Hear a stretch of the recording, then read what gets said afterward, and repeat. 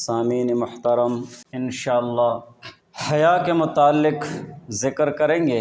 اسلام میں حیا کی اہمیت، حیا کا مستحق کون، اور مومن مسلمان میں حیا کیسے پیدا ہوگی اور اس کا جذبہ کیسے پیدا ہوگا۔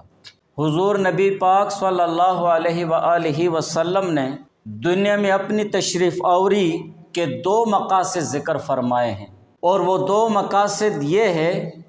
حضور پاک صلی اللہ علیہ وآلہ وسلم نے فرمایا انما بعثت معلما، کہ بے شک مجھے استاذ بنا کر بھیجا گیا ہے، معلم بنا کر بھیجا گیا ہے، تاکہ اسلامی تعلیم سے لوگوں کو آراستہ کروں، علم کی روشنی میں جائز و ناجائز، حرام و حلال سکھاؤں، اور حرام اور حلال کی تمیز سکھاؤں۔ اور دوسری چیز بعثت لأتمم مکارم الاخلاق، کہ مجھے بھیجا گیا ہے تاکہ میں پاکیزہ اخلاق اور پاک اخلاق کی تکمیل کروں، پاکیزہ اخلاق کو مکمل کروں۔ ان دونوں مقاصد کا خلاصہ یہ ہوا کہ حضور پاک صلی اللہ علیہ وآلہ وسلم کہ بعثت کے جو 2 مقاصد ہیں، پہلا مقصد ہے تعلیم اور دوسرا مقصد ہے تربیت۔ تعلیم و تربیت، تعلیم سے علم حاصل کیا جاتا ہے، علم پھیلایا جاتا ہے اور علم پر عمل کیا جاتا ہے۔ اور دوسری چیز ہے تربیت، تربیت سے اچھے اخلاق سیکھے جاتے ہیں اور اچھے اخلاق پھیلائے جاتے ہیں، اور اسی تربیت سے اچھے اخلاق پھیلتے بھی ہیں۔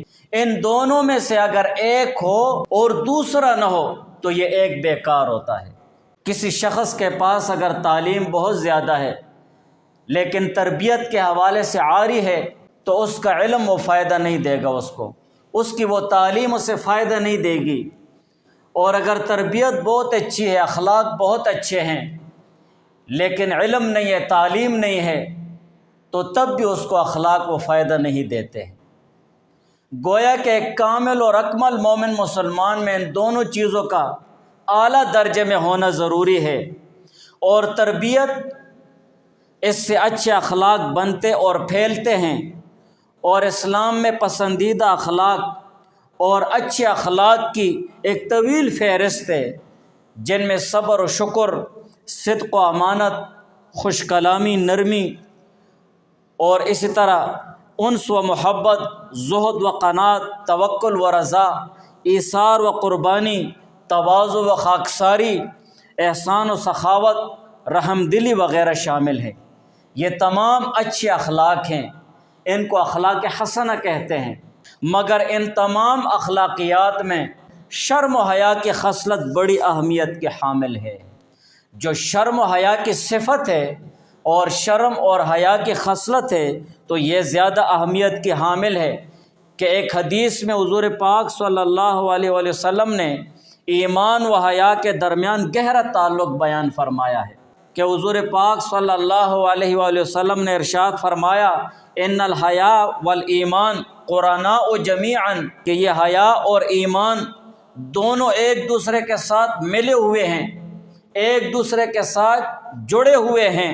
فَإِذَا رُفِعَ أَحَدُهُمَا رُفِعَ الْآخَرُ، اگر ان دونوں میں سے ایک اٹھ جائے تو دوسرا خود بخود اٹھ جاتا ہے۔ اگر ایمان سے انسان عاری ہو جائے تو شرم و حیا سے بھی عاری ہو جاتا ہے، اور اگر شرم و حیا سے خالی ہو جائے، شرم و حیا کو کھو بیٹھے تو ایمان سے بھی ہاتھ دھو بیٹھتا ہے۔ آپ دیکھتے ہیں معاشرے میں جو دوسرے اقوام ہیں، غیر مسلم ہیں، ان میں ایمان نہیں ہے تو شرم و حیا کی کوئی چیز بھی نہیں ہے۔ ہاں طبی حوالے سے شرم و حیا ہے، اس لیے کہ انسان کی فطرت میں طبی حوالے سے اللہ تعالیٰ نے شرم و حیا رکھی ہوئی ہے۔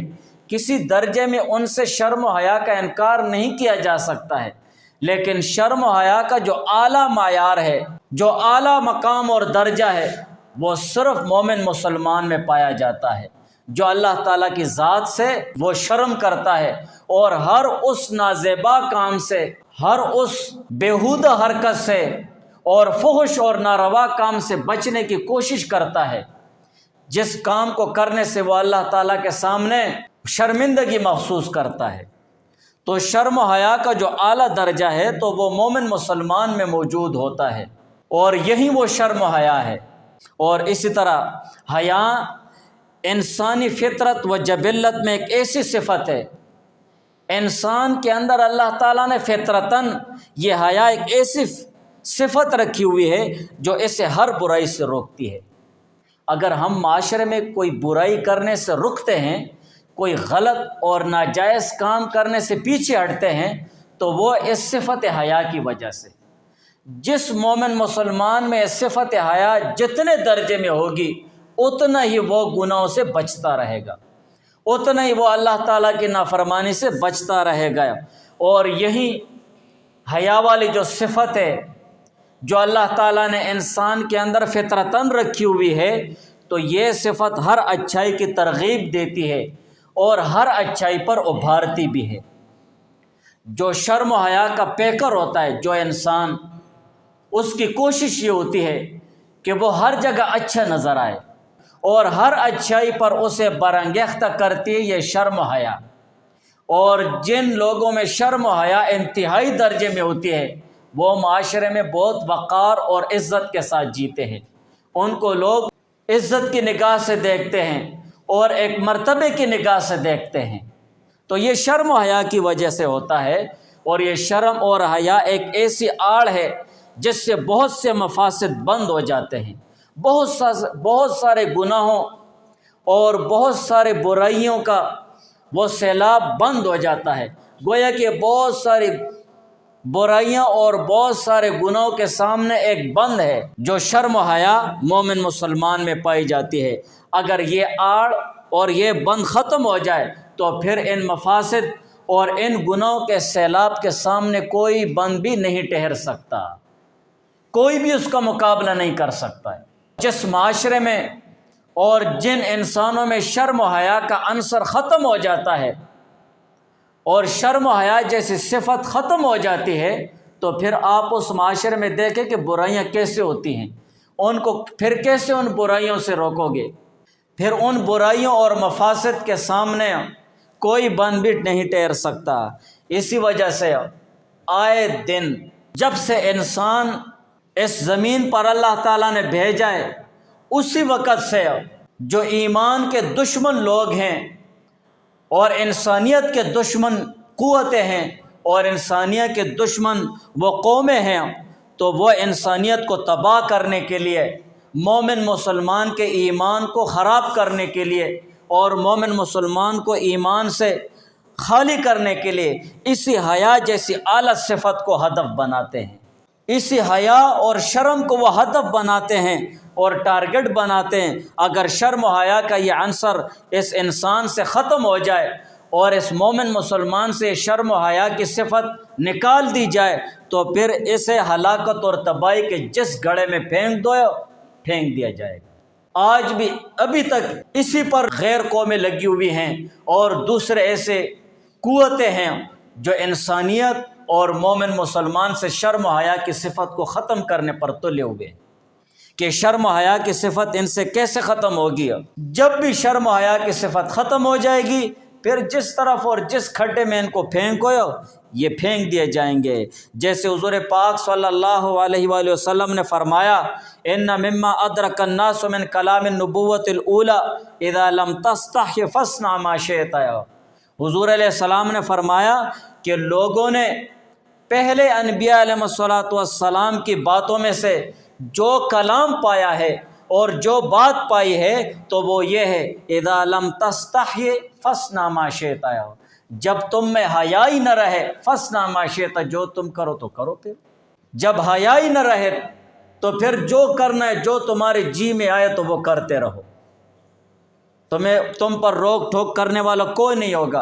اور حدیث کی وضاحت یہ ہے کہ تمام انبیاء سابقین جو انبیاء علیہ السلام گزرے ہیں ان میں سے ہر نبی کی شریعت میں اس بات پر اتفاق رہا ہے کہ جب حیا ختم ہو جائے تو جو چاہے کرو، یعنی جب تجھے گناہ کا کام کرنے سے حیا نہیں روکتی تو پھر جو مرضی ہے، جون سا گناہ کرنا چاہتے ہو کرو، تمہیں اللہ تعالیٰ اس کا بدلہ دے گا۔ گویا حدیث میں ایک وعید ہے، حدیث میں ایک ڈانٹ ڈپٹ ہے، اور حدیث میں ایک زجر ہے۔ جیسے ہم کہتے ہیں نا، جب ہم کسی کو سمجھانے کی کوشش کرتے ہیں نا، کرو اس طرح کرو، اس طرح کرو، وہ بار جا گھر کو جا، جو کرنے کرو، جو کرنے تو کرو، اس طرح ہم کہتے ہیں نا، تیری مرضی، بس جو کرنے تو کر۔ لیکن یہ کہنے والے کا یہ مطلب نہیں ہوتا ہے کہ تم پر اس نے لگام پھینک دیے، جو کرنے تو کرو۔ وہ تمہیں سخت لہجے میں سمجھا رہا ہے کہ تم اس درجے کے گر گئے ہو کہ تم سے ایک کام بھی صحیح نہیں ہوتا ہے۔ حدیث میں بھی ایک وعید ہے، ایک ڈانٹ اور ڈپٹ ہے کہ ہر گناہ سے شرم کرو اور گناہ چھوڑ دو، اللہ تعالیٰ دیکھ رہا ہے۔ اللہ تعالیٰ غیور بادشاہ ہے، بہت غیرت والی ذات ہے، وہ تمہیں دیکھ رہا ہے، اس ذات سے حیا کرو۔ وہ تمہیں روشنی میں بھی دیکھ رہا ہے، اندھیرے میں بھی دیکھ رہا ہے، وہ ظاہر سے بھی خبردار ہے، وہ باطن سے بھی خبردار ہے، عالم الغیب والشہادہ ہے۔ جو چیزیں چھپی ہوئی ہیں اس سے بھی اللہ تعالیٰ خبردار ہے، اور جو چیزیں ظاہر ہیں اس سے بھی اللہ تعالیٰ خبردار ہے، تو اس سے شرم اور حیا کرنی چاہیے۔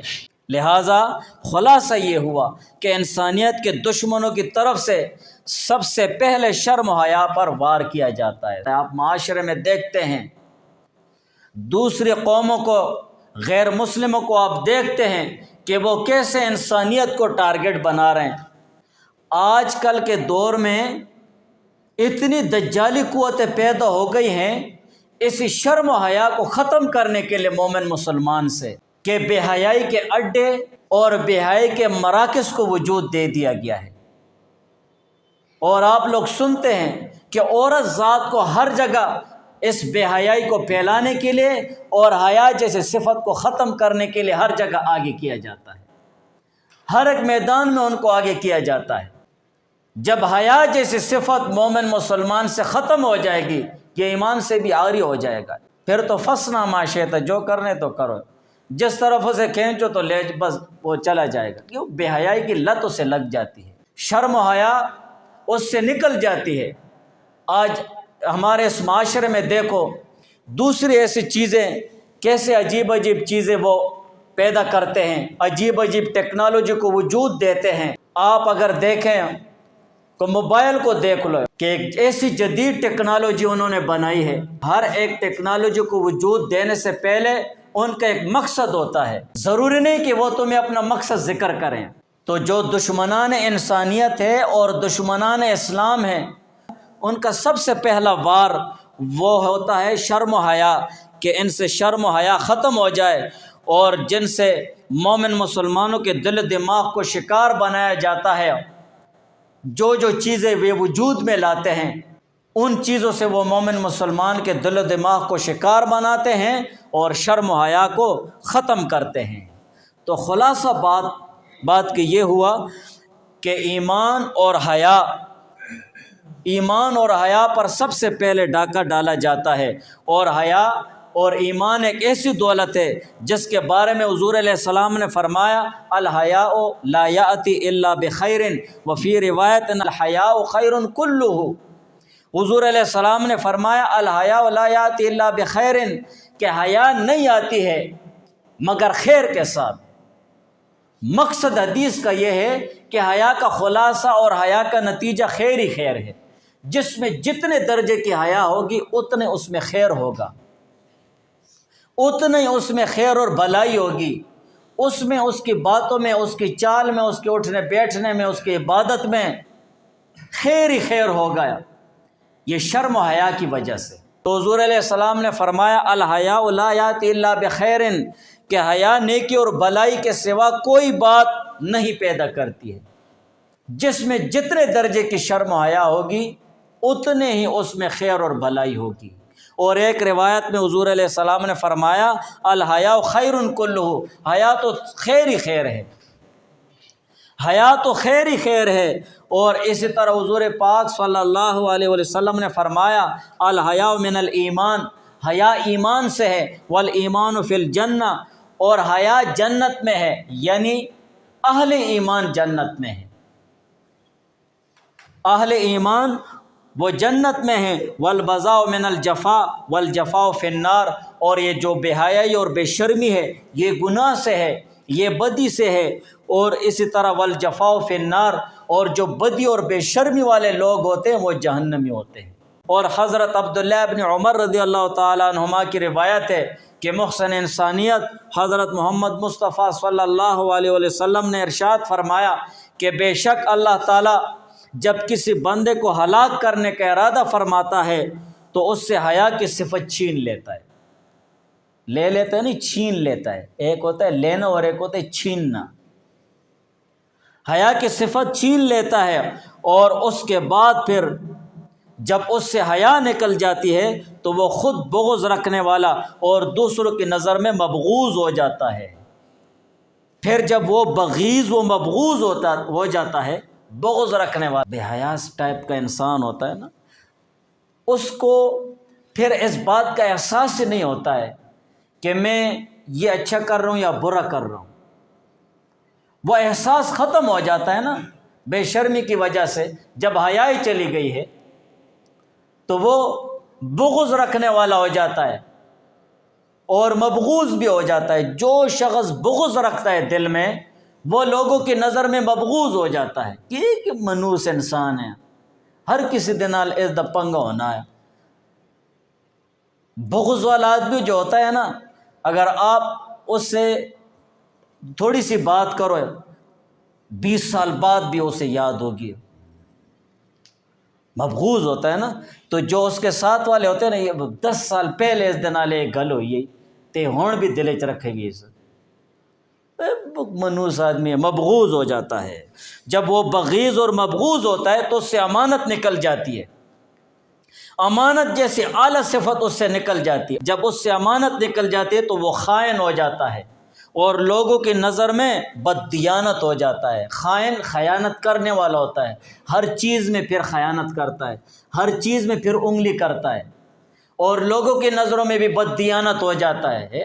بڑا بددیانت آدمی ہے بھائی، یہ بڑا خیانت دار ہے، یہ بھروسے کا آدمی نہیں رہا ہے۔ جب وہ خائن اور بددیانت ہو جاتا ہے تو اس سے رحم کا مادہ نکل جاتا ہے، اسی لیے وہ تو پھر کسی کو معاف نہیں کرتا ہے نا۔ وہ تو نہ عام کو معاف کرتا ہے، نہ خاص کو معاف کرتا ہے، نہ اچھے کو معاف کرتا ہے، نہ برے کو معاف کرتا ہے، نہ قاری صاحب کو معاف کرتا ہے اور نہ کسی دوسرے کو معاف کرتا ہے۔ اسے تو اپنے مطلب سے غرض ہوتی ہے۔ خائن ہو گیا نا، خیانت کرنے والا، اور لوگوں کی نظروں میں بھی بددیانت ہو جاتا ہے۔ جب اس سے رحم کا مادہ نکل جاتا ہے تو وہ لاعن مردود و ملعون ہو جاتا ہے، پھر وہ لوگوں کو لعنت کرتا رہتا ہے اور ملعون بھی ہو جاتا ہے، لوگ بھی اسے لعنتی آدمی ہے، مردود ہو جاتا ہے۔ پس جب وہ لاعن و ملعون ہوتا ہے تو اس سے اسلام کا پھندہ نکل جاتا ہے، اسلام کا عہد نکل جاتا ہے۔ جو کلمہ طیبہ پڑھتے وقت عہد کرتا ہے، لا الہ الا اللہ محمد الرسول اللہ، اس میں اقرار کرتا ہے زبان سے اور دل سے تصدیق کرتا ہے اللہ تعالیٰ کی توحید اور وحدانیت کی اور حضور علیہ السلام کی رسالت اور نبوت کی، یہ چیز اس سے نکل جاتی ہے، اس لیے اللہ اور رسول کی تمیز اس سے ختم ہو جاتی ہے۔ تو حیا جیسی اعلیٰ صفت یہ ہر مومن مسلمان میں اعلیٰ درجے میں ہونی چاہیے، اور حضور پاک صلی اللہ علیہ وآلہ وسلم شرم و حیا میں کمال کے درجے پر فائز، اعلیٰ مقام پر۔ حضور علیہ السلام میں غایہ درجے کی حیا تھی، بہت زیادہ شرمگین تھے۔ ابن عمر رضی اللہ تعالی عنہما فرماتے ہیں کہ حضور علیہ السلام کثرت حیا کی وجہ سے، بہت زیادہ حیا کی وجہ سے چہرے پر نگاہ نہیں جماتے، یعنی آنکھوں میں آنکھیں نہیں ڈال سکتے تھے کسی کی، تھوڑا سا دیکھا پھر چہرہ موڑ دیا، شرم و حیا کی وجہ سے۔ اور اسی طرح ابو سعید خدری رضی اللہ تعالیٰ عنہ سے روایت ہے، کان النبی صلی اللہ علیہ وآلہ وسلم اشد حیاء من العذراء فی خدرها وکان اذا کرہ شیئا عرفناه فی وجہہ، کہ حضور پاک صلی اللہ علیہ وآلہ وسلم شرم و حیا میں پردہ دار دوشیزہ، پردہ دار کنواری لڑکی سے زیادہ شرم و حیا والے تھے۔ جو کنواری لڑکی ہوتی ہے اور پردے میں ہوتی ہے اس میں کتنا شرم و حیا ہوتا ہے۔ ہاں، پہلی رات کی جو دوشیزہ ہوتی ہے کنواریاں، کتنا شرم و حیا ہوتا ہے اس میں کہ شرم و حیا سے وہ پسینہ پسینہ ہو جاتی ہے۔ اس سے بھی زیادہ حضور علیہ السلام میں شرم و حیا موجود تھی۔ اور اسی طرح وکانہ اذا کرہ شیئا، اور حضور علیہ السلام جب کسی چیز کو ناپسند فرما دیتے عرفناہ فی وجہی، صحابی فرماتے ہیں کہ ہم حضور علیہ السلام کے چہرے مبارک میں اس کے آثار دیکھ لیتے ہیں کہ حضور علیہ السلام کوئی چیز ناپسند ہو گئی ہے، لیکن شرم و حیا کی وجہ سے حضور علیہ السلام کچھ بھی نہیں فرماتے تھے، شرم و حیا کی وجہ سے کچھ بھی نہیں فرماتے تھے، لیکن وہ اسے بہت ناپسند فرماتے، پھر صحابہ جلدی وہ ختم کرتے کہ ختم، ایک چیز ہٹاؤ بھائی، حضور علیہ السلام نے اس کو ناپسند فرمایا ہے۔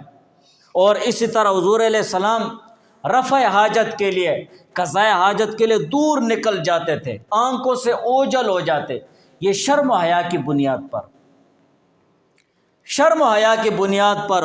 بلکہ یہاں تک کہ جب مکہ مکرمہ میں قیام فرما تھے تو حدود حرم سے باہر نکل جاتے تھے قضاء حاجت کے لیے، اور حدود حرم سے جو فاصلہ کم از کم 3 میل کا ہے، 3 میل تک باہر نکل جاتے تھے، شرم و حیا کی بنیاد پر۔ اور اسی طرح حضور پاک صلی اللہ علیہ وسلم عادات و معاملات میں اپنی جان پر تکلیف اٹھا لیتے مگر دوسرے شخص کو شرم و حیا کی وجہ سے کام کرنے کا نہ فرماتے تھے، یہ شرم و حیا کی بنیاد پر۔ یار اس سے کون کہے گا، ہاں بس اپنا کام خود نپٹایا۔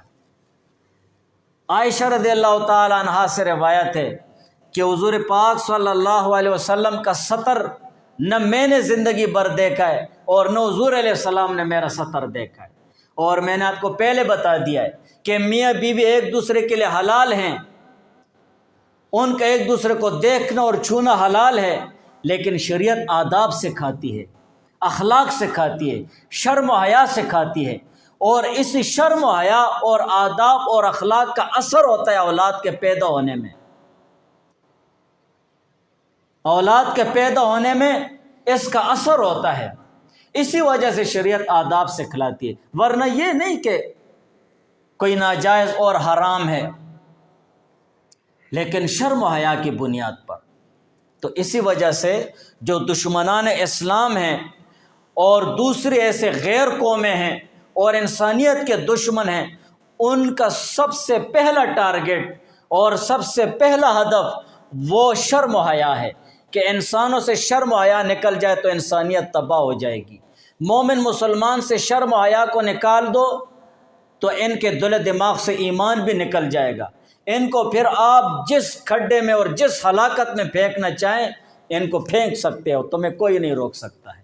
اور آئے دن تک یہ قومیں ابھی تک لگی ہوئی ہیں کہ مومن مسلمانوں سے شرم و حیا ختم ہو جائے۔ تو شریعت اور اسلام میں شرم اور حیا کو بہت اہمیت حاصل ہے، شرم و حیا کو بہت اہمیت حاصل ہے۔ حیا کا مستحق کون ہے انشاءاللہ بعد میں ذکر کریں گے۔